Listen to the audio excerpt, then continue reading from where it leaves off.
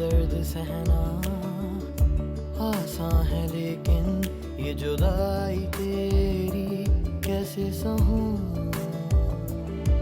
हर ख्वाब टूट कर आँखों से बह गया साजना, साजना। जो तेरी यादों के साए साए चलता रहा था, वो मेरा दिल था। जो तेरे बिन यूं तन्हाइयों में चलता रहा था, वो मेरा दिल था। साजना, साजना। आपको शुक्रिया कहना चाहता हूँ, आपकी वजह से मुझे जॉब मिल गई है। ग्रेट। कैसे ना मिलती जॉब? वो कंपनी मेरी क्लोज फ्रेंड के हस्बैंड की है।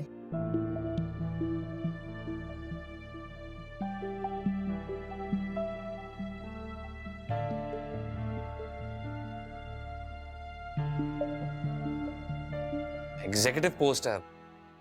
जाहिर है वो भी चाहते हैं कि मैं उस कुर्सी पे बैठने के काबिल तो लगूं, इससे एडवांस सैलरी दी। और अपने लिए शॉपिंग कर रहा था तो घर वालों के लिए कैसे ना करता। घर वालों के लिए? जाहिर है तुम भी घर वालों में ही हो, बल्कि घर वाली हो। वो मेरा दिल था।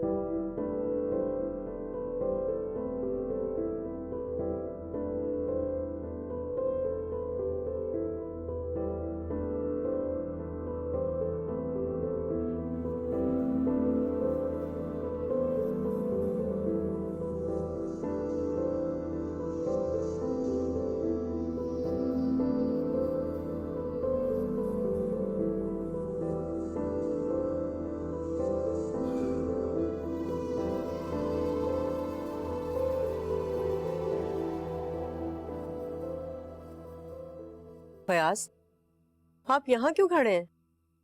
किस कदर हब्स है ना यहाँ पर। वैसे आज गर्मी कुछ ज्यादा ही है। एसी से बाहर निकलो ना तो एहसास होता है।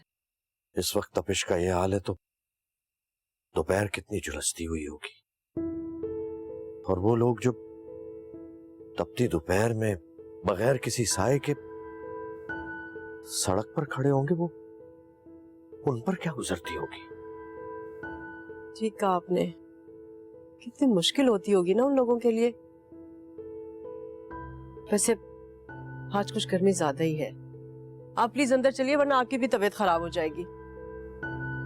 फयाज चलिए ना प्लीज, चले चलिए ना।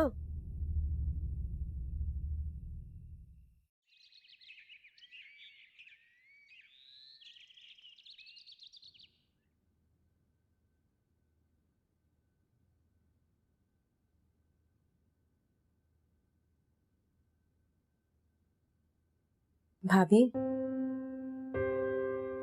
भाभी मुझे आपको थैंक्स कहना है। आपने ना ही सिर्फ मेरे लिए इतना सोचा बल्कि किया भी।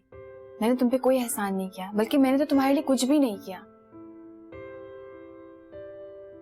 हाँ, सिर्फ इतना किया है कि जिन्हें तुम्हारे लिए कुछ करना चाहिए था उन्हें इस बात का एहसास दिला दिया। कम से कम आपके दिल में मेरे लिए ख्याल तो आया। तो ये ख्याल तुम्हें आना चाहिए था शबाना।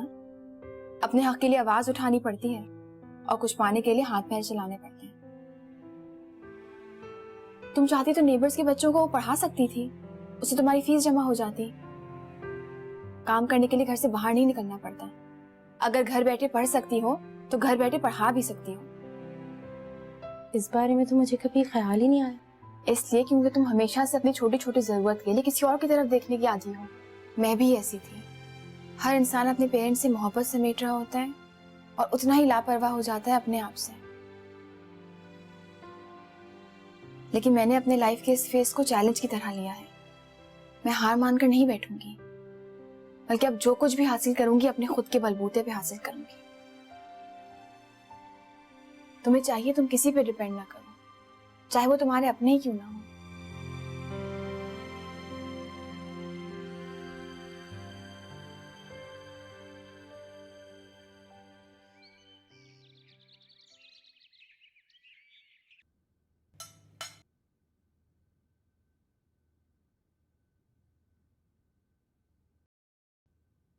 क्या बात है, आप कुछ खा नहीं रहे? दिल नहीं चाह रहा मेरा। आप कुछ परेशान लग रहे हैं मुझे।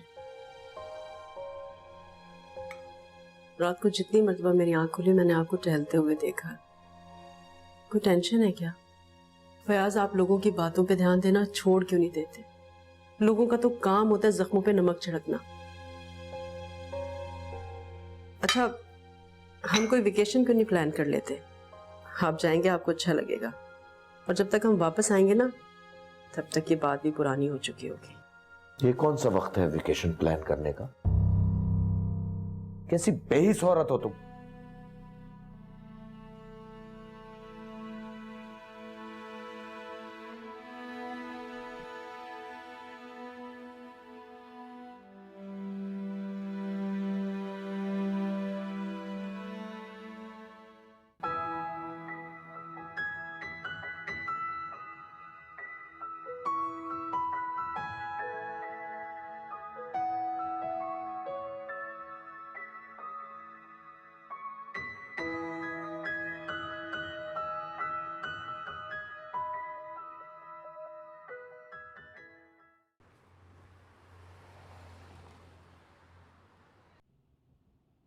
रशीद,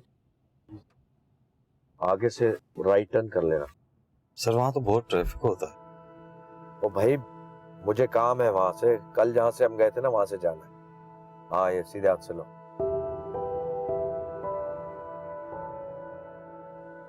जरा आगे स्लो करना।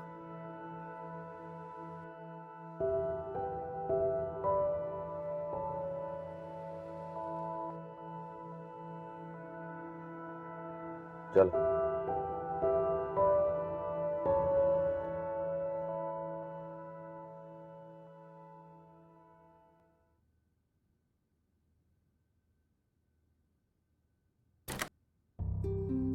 सोनिया, तुम, ये मेरा ऑफिस है, कहीं बाहर चल के बात करते हैं। तुम्हें जितना गुस्सा निकालना, लेकिन प्लीज यहाँ कोई सीन क्रिएट मत करना। अब मैं तुम्हें क्या कहूँ जैद, तुम्हारी बातों पे यकीन आता भी है और नहीं भी। तुम्हारा एतबार करूं तो भी मुझे तुम पे गुस्सा आता है, और अगर ना करूं तो भी। तुम एक बार सुकून से मेरी बात सुन लो ना, तो तुम्हें मुझ पे एतबार आ जाएगा, और वो एतबार गलत नहीं होगा। इसलिए बार बार तुम्हें मैसेज करा था कि एक बार मुझसे मिल लो, एक बार मेरी बात सुन लो, फिर मैं सब कुछ। मैं तुम्हारी बात सुन लूंगी जैद, लेकिन अगर इस बार तुमने मुझे चीट करने की कोशिश की तो मैं तुम्हारा बहुत बुरा असर करूंगी। इससे ज्यादा क्या बुरा होगा मेरे साथ, जो ऑलरेडी किस्मत कर चुकी है। तुम एक बात अपने दिल से निकाल दो कि मैंने नैना से शादी मोहब्बत या उसकी दौलत की लालच की वजह से की। ऐसा कुछ नहीं है। इतने सालों में कभी उससे दोस्ती नहीं हुई तो मोहब्बत क्या खाक होगी? और देखो, वो इंसान जिसने हम दोनों में मिसअंडरस्टैंडिंग्स क्रिएट की, जिसकी वजह से तुम नाराज होकर मुझे छोड़कर चली गई, क्या उसे माफ कर सकता हूं? और अगर लालच में शादी की होती तो इस ऑफिस में बैठ के झक मार रहा होता मैं।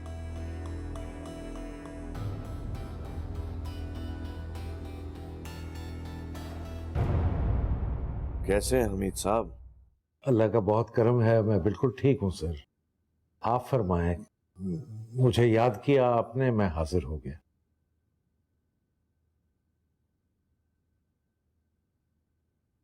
हमीद साहब, मुझे लगता है कि मुझसे गलती हो गई।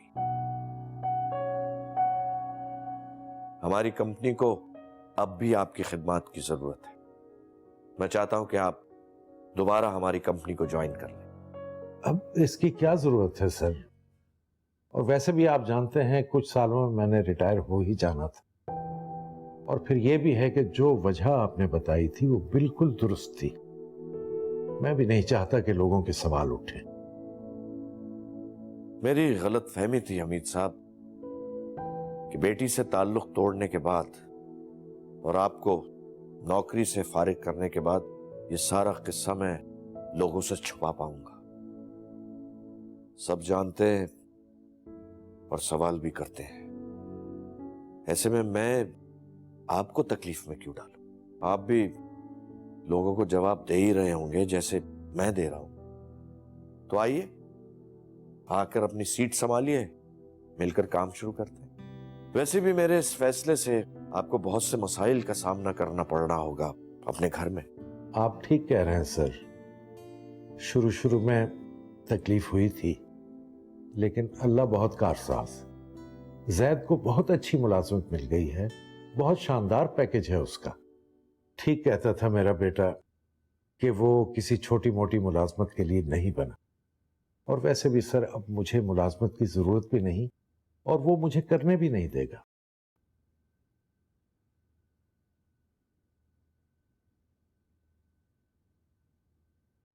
Are you sure? हमीद साहब, मेरा फर्ज बनता था कि मैं आपसे पूछूं। अगर मेरी तरफ से कोई ज्यादती हुई हो तो उसका इजाला कर सकूं। नहीं नहीं सर, ज्यादती कैसी? आपकी मेहरबानियों की लिस्ट इतनी तवील है, आप ये कहकर मुझे शर्मिंदा ना करें। और सर मैं तो आपसे यही कह रहा हूं कि जैद की नौकरी लगी है तो सारे मसाइल हल हो गए।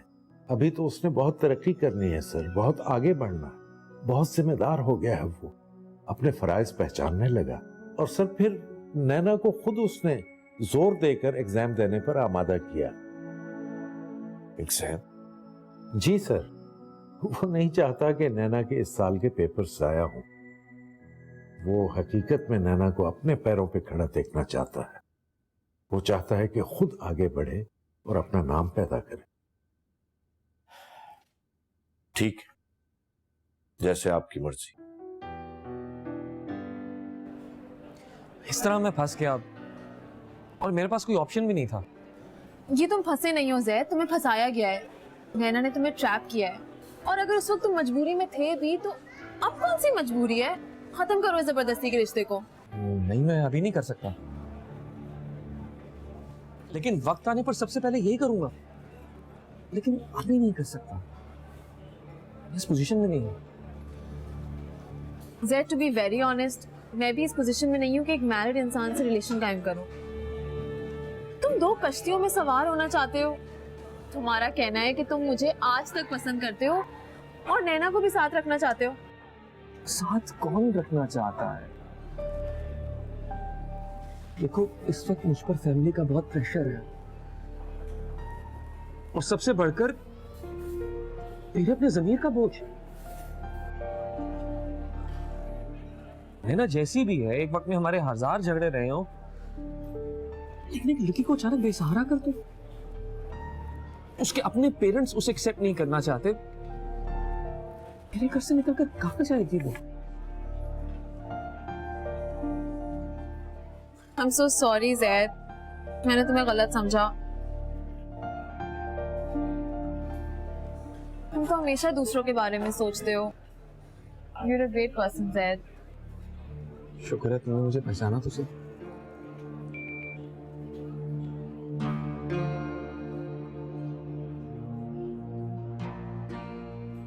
क्या हुआ? किसका मैसेज है? मेरी एक आंटी है,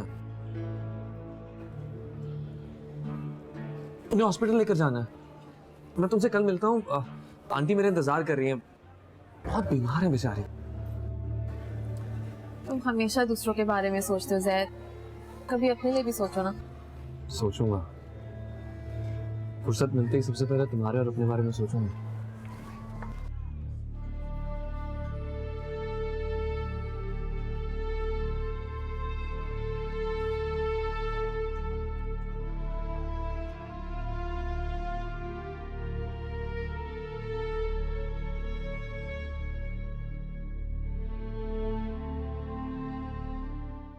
जैद को बहुत अच्छी मुलाजमत मिल गई है, ठीक कहता था मेरा बेटा कि वो किसी छोटी मोटी मुलाजमत के लिए नहीं बना, बहुत जिम्मेदार हो गया है वो, अपने फराइज पहचानने लगा।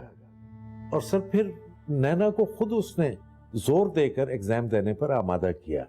वो हकीकत में नैना को अपने पैरों पे खड़ा देखना चाहता है। वो चाहता है कि खुद आगे बढ़े और अपना नाम पैदा करे।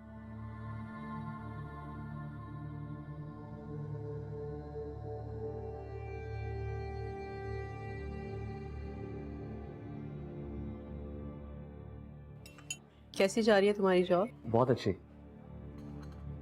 मैं ज्यादा मेहनत भी इसीलिए कर रहा हूँ कि उन लोगों को प्रूव कर सकूं कि बेशक आपकी सिफारिश पर आया हूँ लेकिन डिजर्व करता था पोस्ट।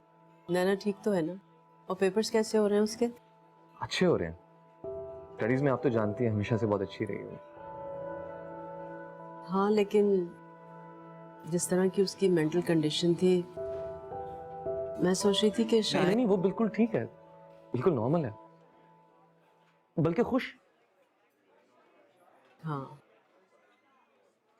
खुश। अल्लाह करे कि वो खुश रहे। मैं भी यही चाहती हूँ। जब तक फयाज नहीं चाहते मैं उससे मिल नहीं सकती। बेशक मुझसे नाराज सही, दूर रहे मुझसे, लेकिन खुश रहे। मैं उसके अकाउंट में और पैसे ट्रांसफर करवा रही हूँ। नहीं नहीं, उसकी जरूरत नहीं है। आपने पहले जो भेजे थे उसमें से फीस जमा करवाने के बाद भी काफी है। अब तो मेरी जॉब भी हो गई है, मैं नैना की जिम्मेदारी उठा सकता हूँ। इस जॉब को तुम अपनी बहुत बड़ी अचीवमेंट समझ रहे हो ना? और जिस सैलरी के बलबूते पर तुम नैना की जिम्मेदारियां उठाना चाह रहे हो, उससे डबल तो नैना की मंथली पॉकेट मनी थी।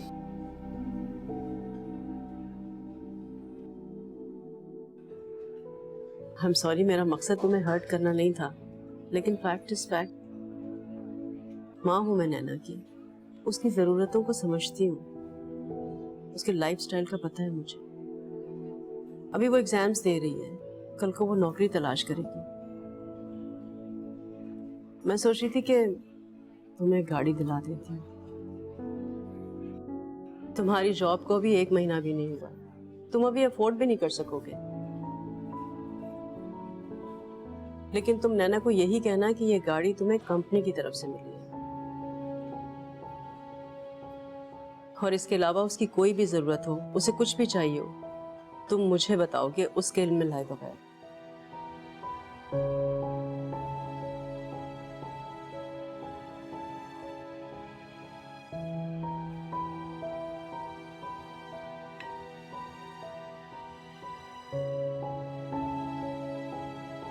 अरे अम्मा, आप क्यों कर रही हैं इतनी गर्मी में घर के काम? लाएं, मुझे दे। अरे नहीं नहीं, मैं कर लूंगी ना। मैं की आई हुई बेटी मेहमान होती है। तुम बैठ जाओ, थक जाओगी। रोज आने वाली बेटी मेहमान नहीं हो सकती, और मैं तो आई भी इसीलिए हूँ कि खैर से आपकी बहू बेगम तो घर पर होंगी नहीं, और शबाना को भी उसने उसी रास्ते पर डाल दिया, और आप अकेली लगी होंगी घर के काम करने। यकीन करें अम्मा, मैं बड़ी मुश्किल से अपने घर के कामों से फुर्सत निकाल के ना आपका ख्याल करने आई हूँ। लाए, मुझे दें। शबाना तो 2-2.5 घंटे के लिए जाती है, और जाने से पहले आधे से ज्यादा घर का काम निपटा के जाती है, बाकी वो आके करती है। जिस तरह नैना ने उसे शय दिया है ना, ये बात मुझे बिल्कुल अच्छी नहीं लगी, और आप उससे ज्यादा हल्का ना लें। अभी तो बस शुरुआत है। कैसी शुरुआत? अम्मा, आप भी कितनी भोली हैं वैसे। आपको समझ नहीं आता कि किस तरह उस कल की आई हुई लड़की ने आपको अब्बा और शबाना के सामने झूठा करार दे दिया। अरे नहीं नहीं, ऐसी तो कोई बात नहीं है। भला मुझे कौन झूठा करार देगा? क्यों? शबाना ने ये नहीं सोचा होगा कि अम्मा को मेरा ख्याल नहीं आया, और ना ही उन्होंने मेरी जरूरतों का ख्याल किया। और हाँ, भाभी शायद ज्यादा सगी है, जिसने मेरी हिमायत भी की और मेरी मदद भी। और अब्बा, उन्होंने भी फौरन जता दिया आपको कि आपने शबाना के मामले में गफलत की, और नैना उसकी वाह हो गई। कितनी भोली हैं वैसे आप अम्मा।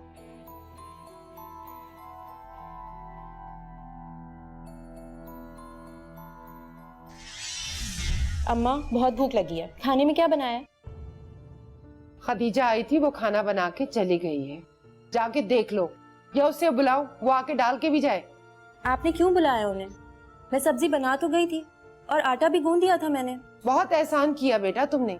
इतनी जहमत भी मत किया करो। अभी मेरे हाथ पांव सलामत हैं। मैं सब्जी भी काट लूंगी, आटा भी गूंद लूंगी, बर्तन भी धो लूंगी, खाना भी बना लूंगी। वो मेरा दिल था।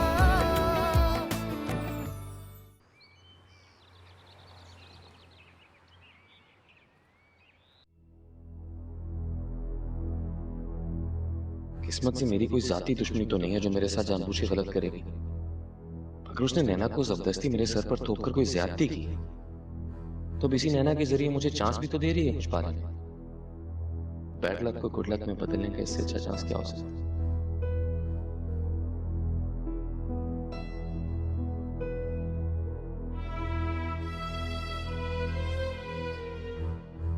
लेकिन जिस दिन ये बात नैना पर खुल गई कि मैं उसके नाम पर उसकी मां से पैसे बटोर रहा हूं, ये जॉब भी मैंने उन्हीं से ली है,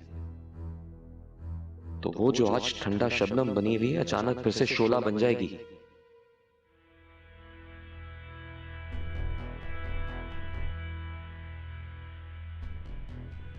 नैना जैसी डोमिनेट करने वाली लड़की को मैं कभी भी अपनी बीवी के तौर पे बर्दाश्त ना करूं। लेकिन अगर उसकी वजह से मेरी कुछ मुश्किलें आसान हो रही हैं अपनी मंजिल तक पहुंचने के लिए, तो कुछ अर्सा बर्दाश्त करने में कोई हर्ज नहीं।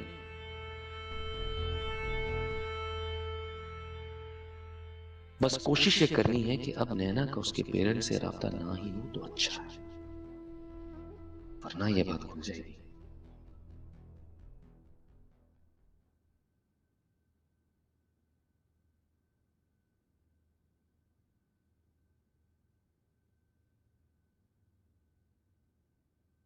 हमने कभी सोचा भी नहीं था ना कि हम वापसी में इकट्ठे आएंगे।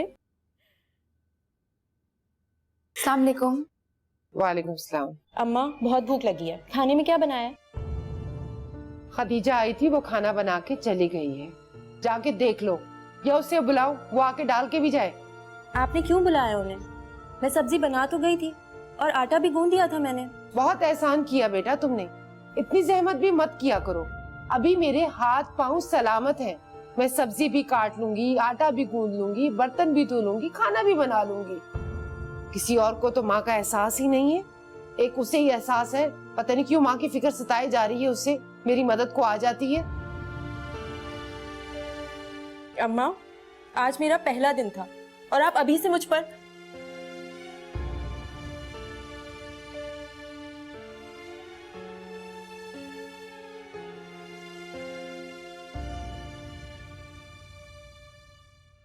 मैं शबाना और अपने लिए खाना लगाने जा रही हूँ, आपके लिए लगा दूं?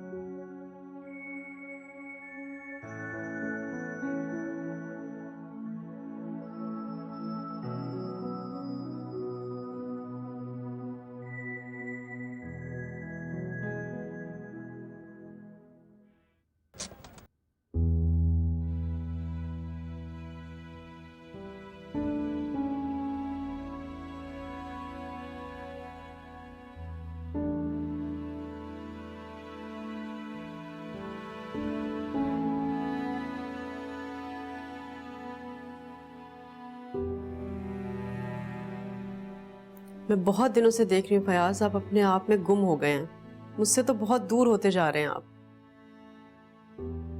ऐसी बात नहीं है। ऐसा ही है। देखें फयाज, हम दोनों का एक दूसरे के अलावा कोई नहीं है इस दुनिया में। अगर हम लोग अपने दिल की बातें एक दूसरे से शेयर नहीं करेंगे तो अंदर ही अंदर घुट के मर जाएंगे।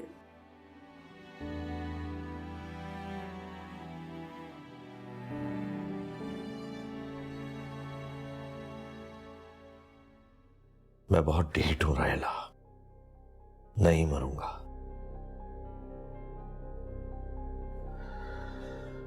तुम्हारा बाप बहुत गैरतमंद था,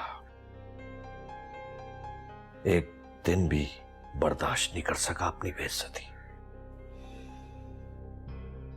मैं इस डटाई से और कई साल जी लूंगा। ये सब कुछ भूल क्यों नहीं जाते आप फयाज? ऐसी बातें करके क्यों आप अपने आप को तकलीफ देते हैं?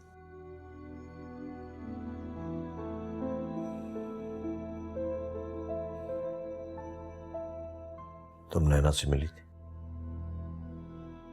नहीं, आप क्यों पूछ रहे हैं? क्यों, मैं पूछ नहीं सकता? जब आपने मुझे मना कर दिया कि मैं उससे ना मिलूं, उससे कॉल ना करूं, तो फिर आप ये पूछ क्यों रहे हैं? आपको क्या लगता है कि मैं आपकी बात नहीं मानूंगी? अब मुझे किसी पे एतबार नहीं रहा है।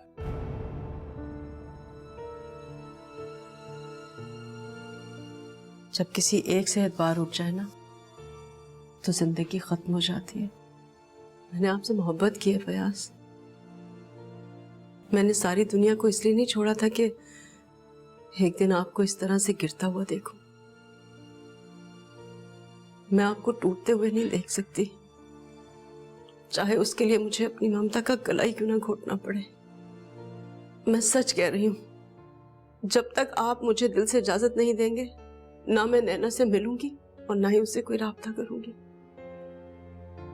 मैं रिश्तों से और मोहब्बत से आपका एतबार नहीं उठने दूंगी। Thank you Raila. मुझे वाकई इस वक्त इस एहसास की शिद्दत से जरूरत है कि कोई तो है जो मेरा भी ख्याल रख सकता है। अभी भी कोई है जो मेरी कई बात का पास रखता है, जो मेरी नाराजगी की परवाह करता है।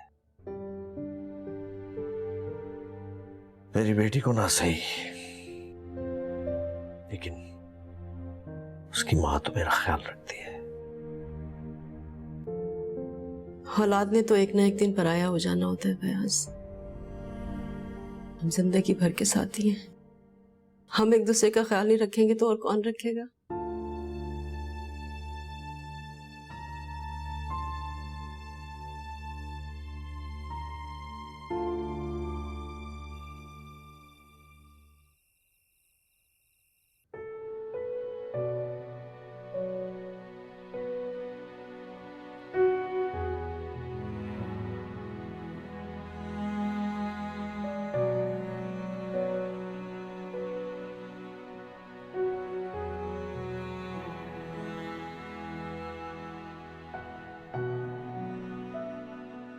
सुरैया बेगम सुबह से किस उधेड़पुन में मुब्तला हो? जो बात दिल में है कह डालो। मैं कुछ कहूंगी ना खतीजा के अब्बा, तो आपकी नजरों में मैं ही बुरी बनूंगी।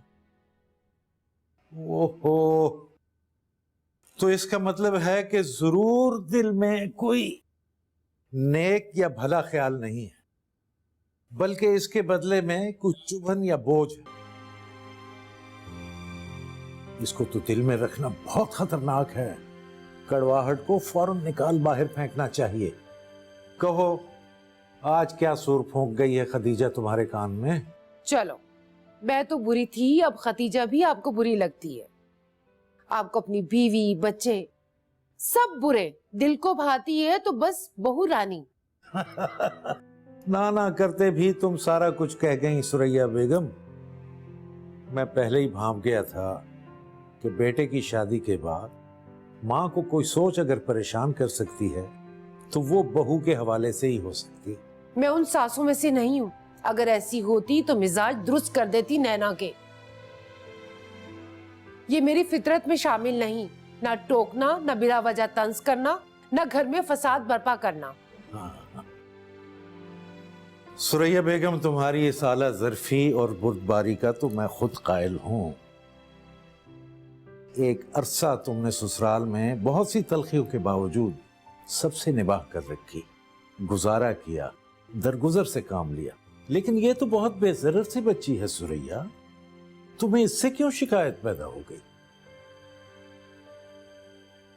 मेरे दिल में भी बहुत से खदशे और वसवसे थे। इसे ब्याह कर लाने के बाद मैं आने वाले किसी भी बड़े तूफान या फसाद के लिए ज़हनी तौर पर तैयार था। लेकिन मेरे सारे अंदेशों के बरक्स वो तो बड़े अच्छे तरीके से रह रही है हमारे साथ। यही तो आपकी भूल है खतीजा के अब्बा। वो बहुत तेज है। सारा दिन तो मैं उसके साथ गुजारती हूँ ना, आप तो नहीं गुजारते ना। जो मैं देख रही हूँ वो आप नहीं देख रहे। जो तुम देख रही हो ना सुरैया बेगम, वो कुछ बदख्वाह लोग तुम्हें देखने पर मजबूर कर रहे हैं। यानी अब खतीजा बदख्वाह हो गई? अरे मैंने तो ऐसा नहीं कहा, तुम खुद तस्लीम कर रही हो। जैद ना कभी मेरे कहने पे चला, ना आपके कहने पे चला। अड़ियल और खुद सर। इस लड़की ने 4 दिन में उसको सीधा कर दिया। अल्लाह जाने वो आगे जाके क्या करेगी उसके साथ, उंगलियों पे नचाएगी उसे। खुदा का नाम लो सुरैया बेगम, खुदा का नाम लो। ये तो शुक्र अदा करने का मकाम है। उसने जैद को सीधा ही किया है, बिगाड़ा तो नहीं। उसके आने से वो कितना जिम्मेदार हो गया। जो बात हम उसे नहीं समझा सके वो शौहर बनते ही समझ गया। तुम्हें तो खुश होना चाहिए और ये न समझो कि उसके सुधरने का सेहरा बीवी के सर बंध रहा है। सिर्फ इतना सोच के खुश हो जाओ कि उसे एक अच्छी शरीक हयात मिली जो उसकी जिंदगी में मस्बत तब्दीली ला रही है।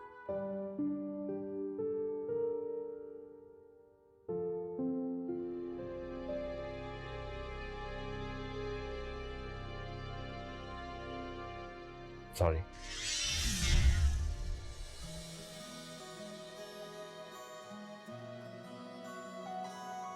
सॉरी।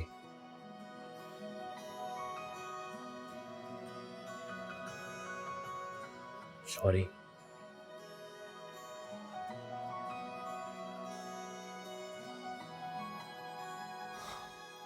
यार,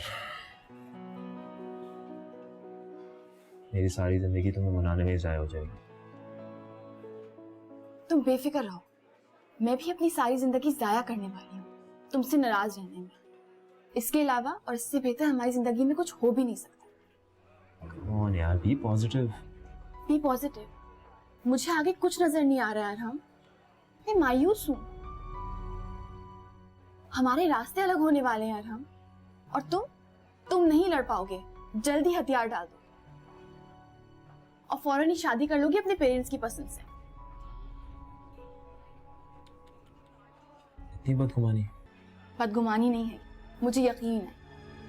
तो ठीक है, अगर मैंने ऐसा किया तो तुम मुझसे बदला लेना, ओके? कैसा बदला? किसी और से शादी कर लो। इम्पॉसिबल। तुमसे मेरी शादी हो ना हो, मैं किसी और से हरगिज शादी नहीं करूंगी। कम से कम इस पे इख्तियार है मुझे। और अगर मेरे पेरेंट्स मेरे फैसले में मेरा साथ नहीं दे सकते तो मैं भी कभी उनकी मर्जी में राजी नहीं हूँ। तो खैर है, पेरेंट्स की मर्जी से ना सही, अपनी मर्जी कर लो। अरे मैं तुम्हें मार दूंगी। मजाक कर रहा हूँ, रिलैक्स।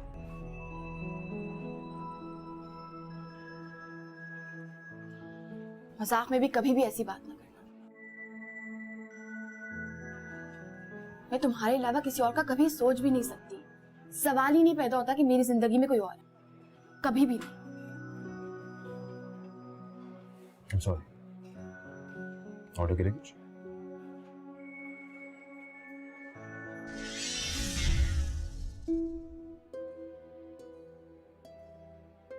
ऐसे कैसे हो सकता है? वो ऐसे कैसे कर सकती है? ऐसे मैंने भी उसके साथ कुछ ठीक तो नहीं किया, लेकिन वो शादी कर लेती, बिल्कुल कर लेती।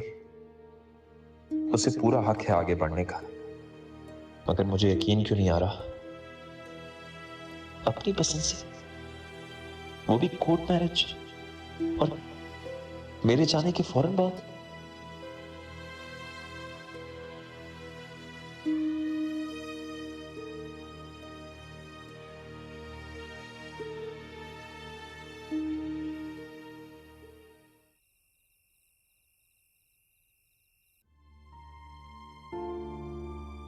और जिस सैलरी के बलबूते पर तुम नैना की जिम्मेदारियां उठाना चाह रहे हो, उससे डबल तो नैना की मंथली पॉकेट मनी थी।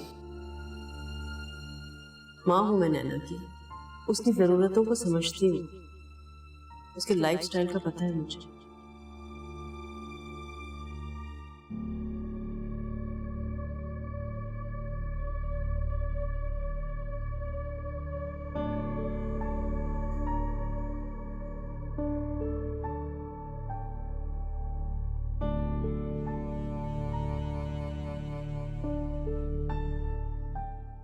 तुम्हें को मुलाजमा रख दूं? मुलाजमा? क्या मतलब? सुबह 2 घंटे के लिए आ जाएगी, तुम्हारे कपड़े इस्त्री कर देगी और छोटे मोटे काम कर देगी। क्या पहले से मुलाजमा आती रही है इस घर में? क्यों? तो इसलिए पूछ रही हूँ, अगर तुम्हारी अम्मी और तुम्हारी बहन की हेल्प करने के लिए मुलाजमा आती रही है तो ठीक है, वरना मेरे लिए क्या जरूरत है? एक तो तुम्हारे भले के लिए कह रहा हूँ, हमदर्दी में, ऊपर से तुम एटीट्यूड दिखा रही हो। मैं एटीट्यूड नहीं दिखा रही, एक सीधी और साफ सी बात कर रही हूँ। I can't afford a made right now. हाँ तो तुम्हें कौन कह रहा है अफोर्ड करो? मैं कह रहा हूँ मैं तुम्हें रख देता हूँ। मुझ पे इतनी मेहरबानी करने की क्या जरूरत है? अपनी मॉम के लिए बार बार ये क्यों शो करती हो कि तुम्हें मेरे घर वालों की मुझसे ज्यादा फिक्र है? और तुम ये ट्यूशन वगैरह क्यों पढ़ा रही हो? कितने पैसे मिलते हैं तुम्हें? 10,000, 15,000? मुझसे ले लिया करो। तुमसे क्यों लूं? और किस हैसियत से? मैंने आज तक किसी से कुछ नहीं लिया। जब तुम अपने पेरेंट्स के घर थी तो पॉकेट मनी जॉब से कमाती थी, पेरेंट्स से लेती थी या नहीं? वो मेरे पेरेंट्स थे, उनसे लेना मेरा हक था। तो मैं भी तो तुम्हारा शौहर हूं।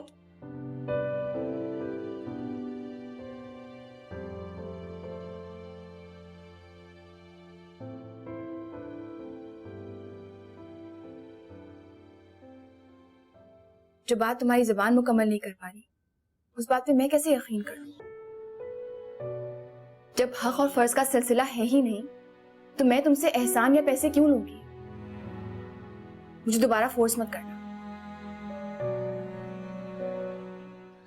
तुम समझ नहीं रही हो, तुम्हारी अम्मी को पता चला तो प्रॉब्लम। मॉम को? मॉम को कैसे पता चलेगा? और अगर उनको पता चल गया तो वो तुमसे क्यों पूछेंगी?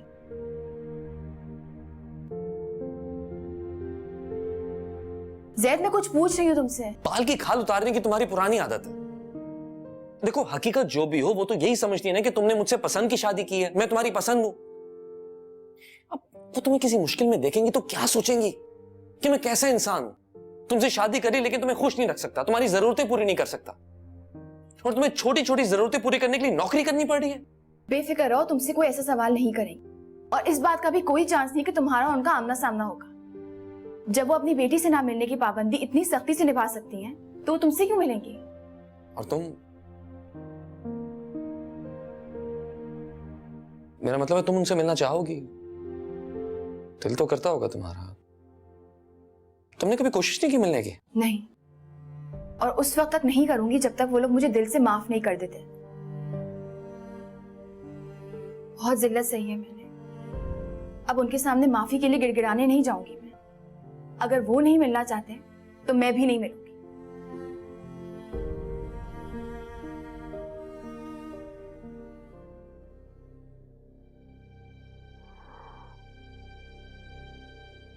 आराम से ना मिलना ही बेहतर है मेरे हक में। अगर आमना सामना हो गया तो सब कुछ खुलकर सामने आ जाएगा।